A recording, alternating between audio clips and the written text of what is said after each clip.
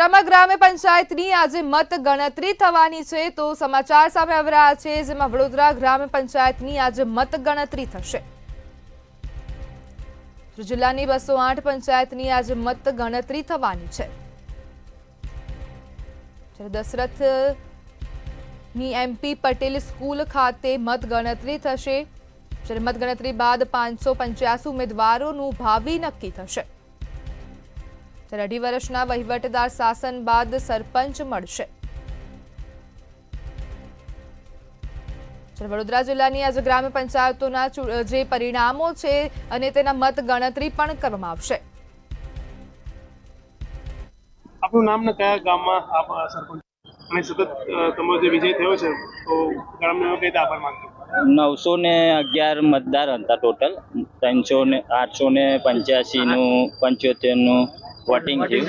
એમાંથી 445 વોટ મળેલ છે। 72 વોટથી વિજય થયેલ છે અને 73 વોટથી વિજય 445 વોટ મળ્યા। પણ ગામના દરેક નાગરિક અને દરેક મતદારો તથા જે છોકરાઓ ને બુजुर्ग છે એમનો હું ખૂબ ખૂબ આભાર માનું છું કે મને આ રીતના સપોર્ટ કર્યો અને જે મારા માટે મહેનત કરી છે એ હું 5 વર્ષ એ ગામ માટે મહેનત કરીશ।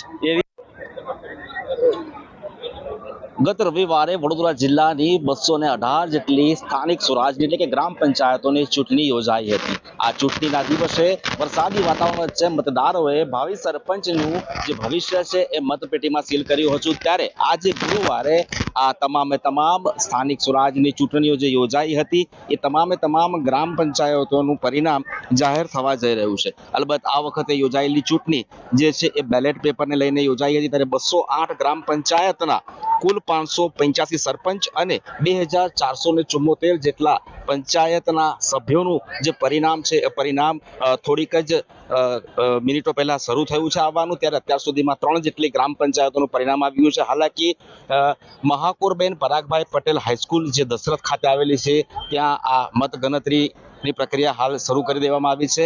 પોલીસની જો વાત કરીએ તો કાયદો અને વ્યવસ્થા જળવાય તે માટે પૂરતા પ્રમાણમાં અહીંયા પોલીસ બંદોબસ્ત પણ રાખવામાં આવ્યો છે।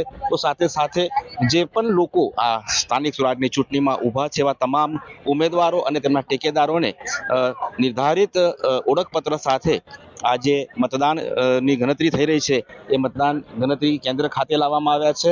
મહત્વની વાત છે કે ડીસીપી જુલી કોઠિયા અને 2 એસીપી સાથે લગભગ 20 જેટલા પીએસઆઈ અને અનેક પીએસઆઈ સાથે પોલીસનો જે સ્ટાફ છે સ્ટાફ દ્વારા કાયદો અને વ્યવસ્થા જળવાય તે માટેના પ્રયાસો કરવામાં આવી રહ્યા છે।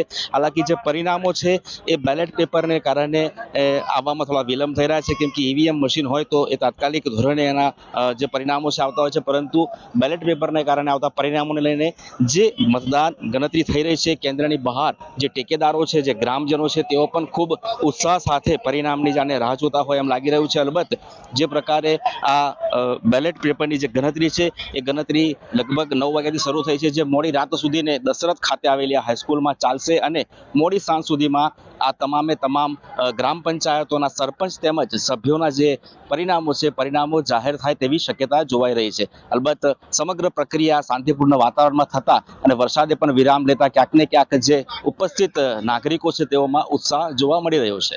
કેમેરા પર્સન કેતન સિંધે સાથે તુષાર પટેલ, મંતવ્ય ન્યૂઝ, વડોદરા।